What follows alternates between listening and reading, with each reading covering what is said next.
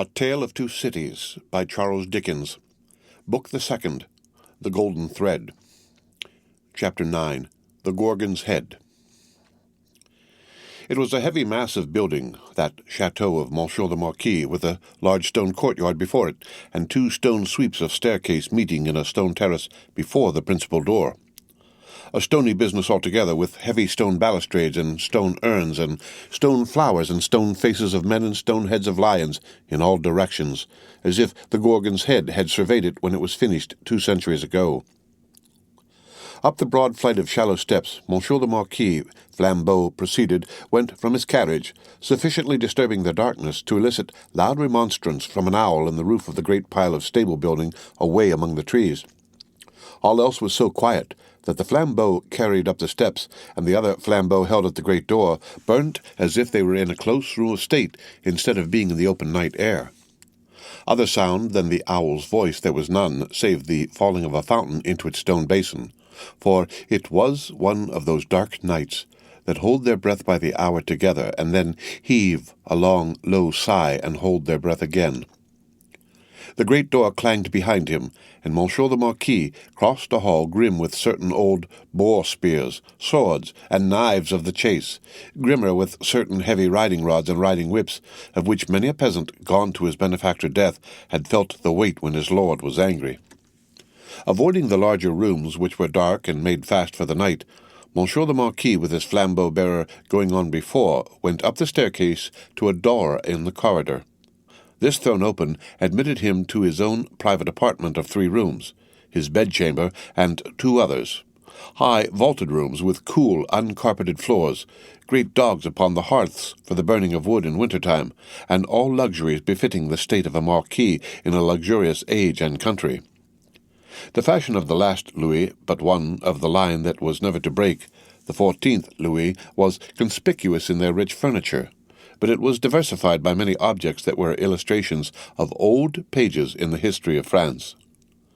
A supper table was laid for 2 in the third of the rooms, a round room in one of the chateau's 4 extinguisher-topped towers, a small, lofty room with its window wide open and the wooden jalousie blinds closed so that the dark night only showed in slight horizontal lines of black, alternating with their broad lines of stone color. "My nephew," said the Marquis, glancing at the supper preparation. "They said he was not arrived." Nor was he, but he had been expected with Monseigneur. "Ah, it is not probable he will arrive tonight. Nevertheless, leave the table as it is. I shall be ready in a quarter of an hour." In a quarter of an hour, Monseigneur was ready, and sat down alone to his sumptuous and choice supper. His chair was opposite to the window, and he had taken his soup and was raising his glass of Bordeaux to his lips when he put it down. "What is that?" he calmly asked, looking with attention at the horizontal lines of black and stone color. "Monseigneur, that? Outside the blinds. Open the blinds." It was done. "Well?" "Monseigneur, it is nothing. The trees and the night are all that are here." The servant who spoke had thrown the blinds wide, had looked out into the vacant darkness, and stood with that blank behind him, looking round for instructions. "Good," said the imperturbable master. "Close them again." That was done too, and the Marquis went on with his supper. He was halfway through it when he again stopped, with his glass in his hand, hearing the sound of wheels. It came on briskly, and came up to the front of the chateau. "Ask who has arrived." It was the nephew of Monseigneur. He had been some few leagues behind Monseigneur early in the afternoon. He had diminished the distance rapidly, but not so rapidly as to come up with Monseigneur on the road. He had heard of Monseigneur at the posting-houses as being before him. He was to be told, said Monseigneur, that supper awaited him then and there, and that he was prayed to come to it. In a little while he came. He had been known in England as Charles Darnay. Monseigneur received him in a courtly manner, but they did not shake hands. "You left Paris yesterday, sir?" he said to Monseigneur as he took his seat at table. "Yesterday. And you?" "I come direct. From London?" "Yes." "You have been a long time coming," said the Marquis with a smile. "On the contrary, I come direct. Pardon me, I mean not a long time on the journey, a long time intending the journey. I have been detained by—" The nephew stopped a moment in his answer. "Various business." "Without doubt," said the polished uncle. So long as the servant was present, no other words passed between them. When coffee had been served, and they were alone together, the nephew, looking at the uncle and meeting the eyes of the face that was like a fine mask, opened a conversation. "I have come back, sir, as you anticipate, pursuing the object that took me away. It carried me into great and unexpected peril. But it is a sacred object, and if it had carried me to death, I hope it would have sustained me." "Not to death," said the uncle. "It is not necessary to say to death." "I doubt, sir," returned the nephew, "whether, if it had carried me to the utmost brink of death, you would have cared to stop me there." The deepened marks in the nose and the lengthening of the fine, straight lines in the cruel face looked ominous as to that. The uncle made a graceful gesture of protest which was so clearly a slight form of good breeding that it was not reassuring. "Indeed, sir," pursued the nephew, "for anything I know, you may have expressly worked to give a more suspicious appearance to the suspicious circumstances that surrounded me." No, said the uncle pleasantly. "But however that may be," resumed the nephew, glancing at him with deep distrust, "I know that your diplomacy would stop me by any means, and would know no scruple as to means." "My friend, I told you so," said the uncle with a fine pulsation in the two marks. "Do me the favour to recall that I told you so long ago." "I recall it." "Thank you," said the Marquis, very sweetly indeed. His tone lingered in the air, almost like the tone of a musical instrument. "In effect, sir," pursued the nephew, "I believe it to be at once your bad fortune and my good fortune that has kept me out of a prison in France here." "I do not quite understand," returned the uncle, sipping his coffee. "Dare I ask you to explain?" "I believe that if you were not in disgrace with the court and had not been overshadowed by that cloud for years past, a letter de cachet would have sent me to some fortress indefinitely." "It is possible," said the uncle with great calmness, "for the honour of the family. I could even resolve to incommode you to that extent. Pray, excuse me." "I perceive that, happily for me, the reception of the day before yesterday was, as usual, a cold one," observed the nephew. "I would not say happily, my friend," returned the uncle with refined politeness. "I would not be sure of that. A good opportunity for consideration surrounded by the advantages of solitude might influence your destiny to far greater advantage than you influence it for yourself. But it is useless to discuss the question. I am, as you say, at a disadvantage. These little instruments of correction, these gentle aids to the power and honour of families, these slight favours that might so incommode you, are only to be obtained now by interest and importunity. They are sought by so many, and they are granted comparatively to so few. It used not to be so, but France in all such things is changed for the worse. Our not remote ancestors held the right of life and death over the surrounding vulgar. From this room many such dogs have been taken out to be hanged. In the next room, my bedroom, one fellow to our knowledge was poignarded on the spot for professing some insolent delicacy respecting his daughter. His daughter! We have lost many privileges. A new philosophy has become the mode, and the assertion of our station in these days might— I do not go so far as to say would, but might— cause us real inconvenience. All very bad, very bad." The Marquis took a gentle little pinch of snuff and shook his head, as elegantly despondent as he could becomingly be of a country still containing himself that great means of regeneration. "We have so asserted our station, both in the old time and in the modern time also," said the nephew gloomily, "that I believe our name to be more detested than any name in France." "Let us hope so," said the uncle. "Detestation of the high is the involuntary homage of the low." "There is not," pursued the nephew in his former tone, "a face I can look at in all this country round about us which looks at me with any deference on it but the dark deference of fear and slavery." "A compliment," said the Marquis, "to the grandeur of the family, merited by the manner in which the family has sustained its grandeur. Ah!" And he took another gentle little pinch of snuff, and lightly crossed his legs. But when his nephew, leaning an elbow on the table, covered his eyes thoughtfully and dejectedly with his hand, The fine mask looked at him sideways with a stronger concentration of keenness, closeness, and dislike than was comportable with its wearer's assumption of indifference. "Repression is the only lasting philosophy. The dark deference of fear and slavery, my friend," observed the Marquis, "will keep the dogs obedient to the whip as long as this roof," looking up to it, "shuts off the sky." That might not be so long as the Marquis supposed. If a picture of the chateau, as it was to be a very few years hence, and of 50 like it as they too were to be a very few years hence, could have been shown to him that night, he might have been at a loss to claim his own from the ghastly, fire-charred, plunder-wrecked rains. As for the roof he vaunted, he might have found that shutting out the sky in a new way, to wit, forever, from the eyes of the bodies into which its lead was fired out of the barrels of 100,000 muskets. "Meanwhile," said the Marquis, "I will preserve the honour and repose of the family if you will not. But you must be fatigued. Shall we terminate our conference for the night?" "A moment more."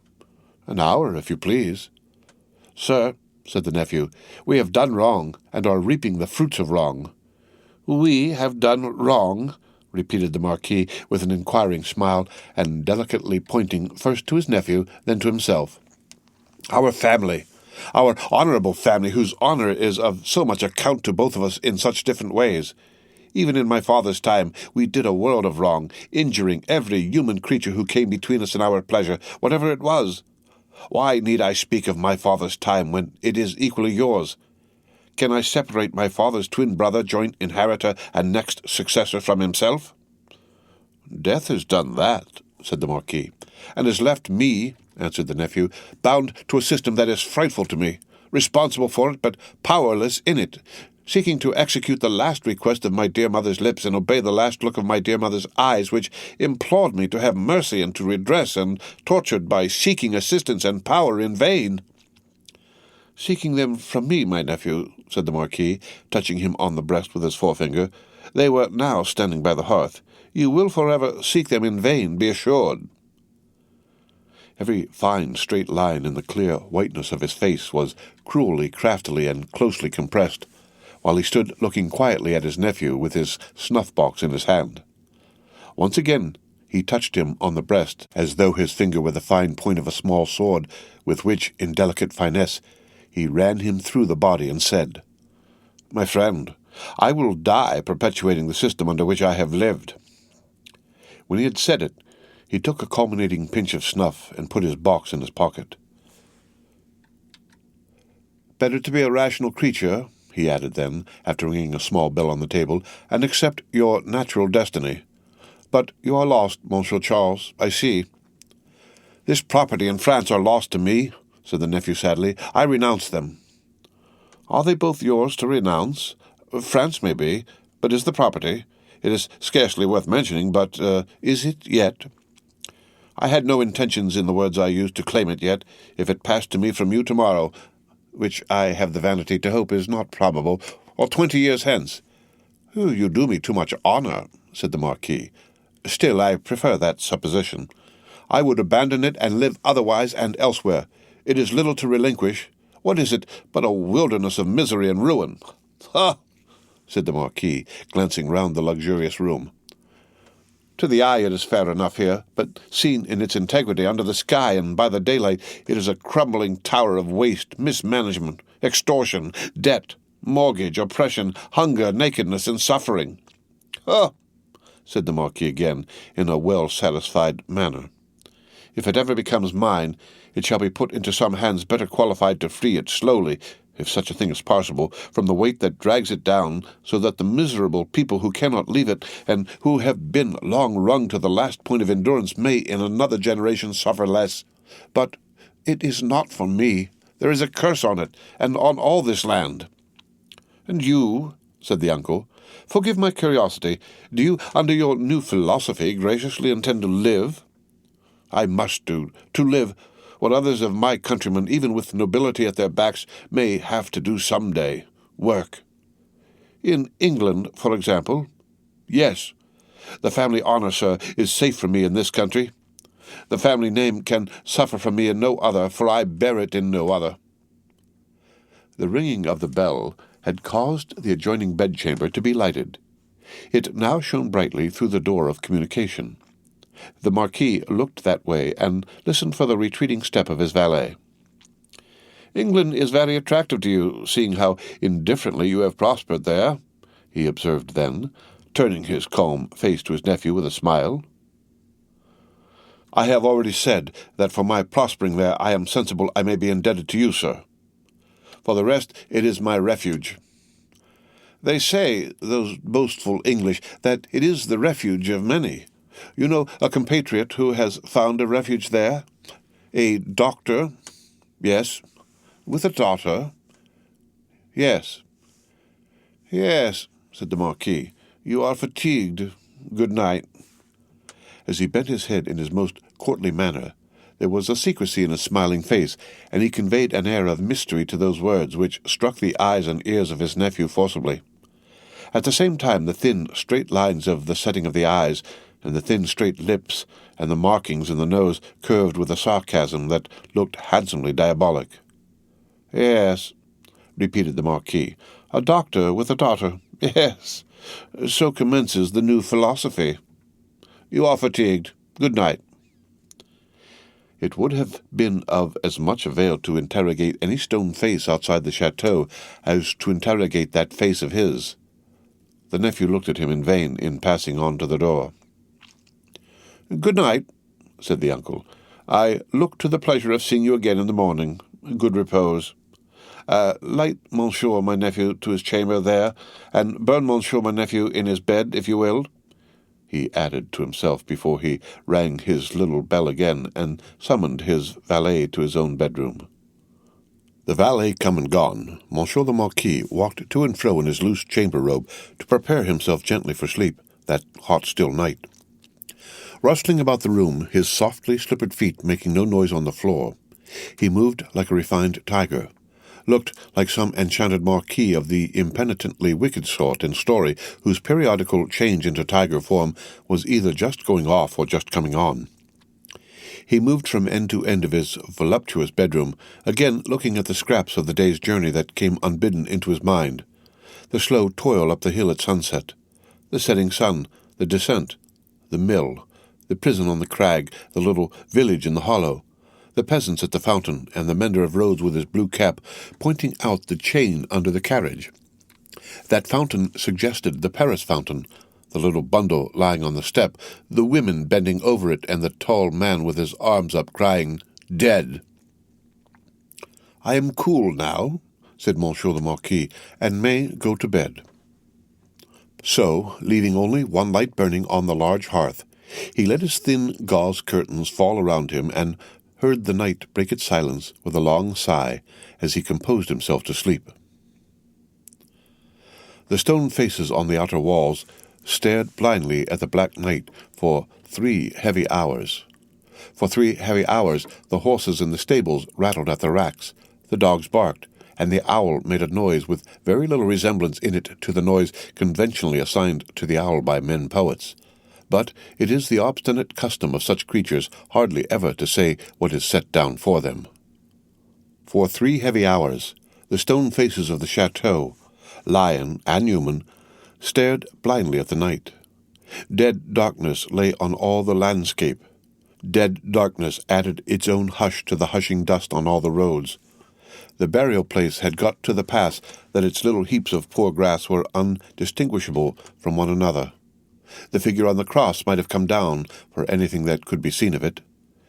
In the village, taxers and taxed were fast asleep, dreaming perhaps of banquets, as the starved usually do, and of ease and rest, as the driven slave and the yoked ox may. Its lean inhabitants slept soundly and were fed and freed.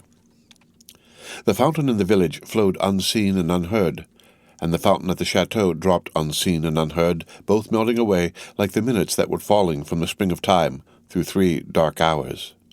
Then the grey water of both began to be ghostly in the light, and the eyes of the stone faces of the chateau were opened.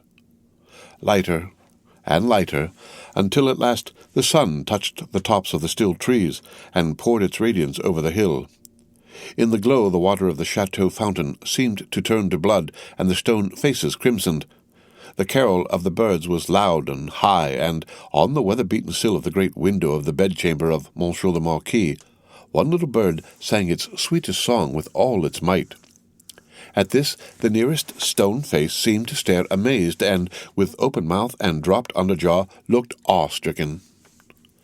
Now the sun was full up, and movement began in the village. Casement windows opened, crazy doors were unbarred, and people came forth shivering, chilled as yet by the new sweet air. Then began the rarely lightened toil of the day among the village population. Some to the fountain, some to the fields, men and women here to dig and delve, men and women there to see to the poor livestock and lead the bony cows out to such pasture as could be found by the roadside.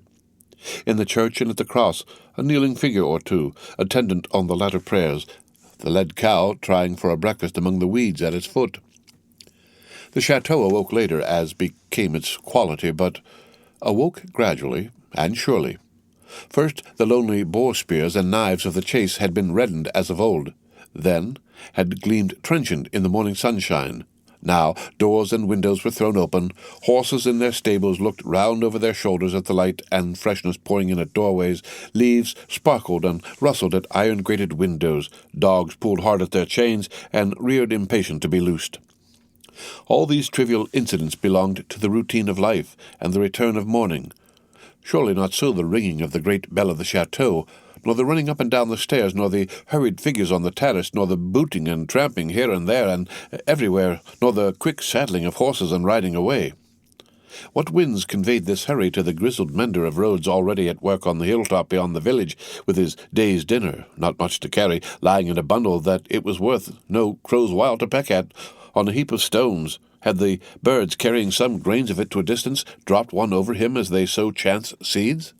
Whether or no, the mender of roads ran on the sultry morning, as if for his life, down the hill, knee-high in dust, and never stopped till he got to the fountain. All the people of the village were at the fountain, standing about in their depressed manner and whispering low, but showing no other emotions than grim curiosity and surprise.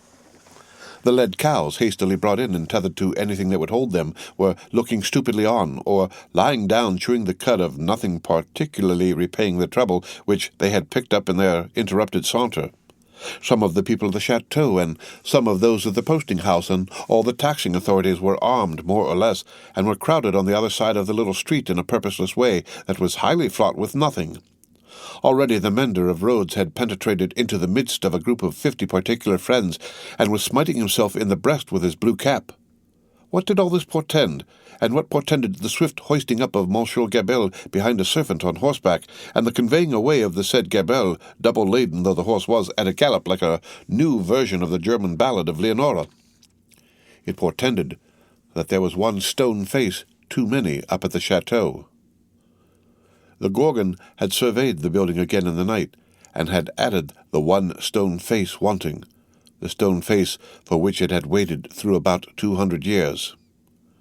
It lay back on the pillow of Ch13 The Marquis. It was like a fine mask, suddenly startled, made angry, and petrified. Driven home into the heart of the stone figure attached to it was a knife.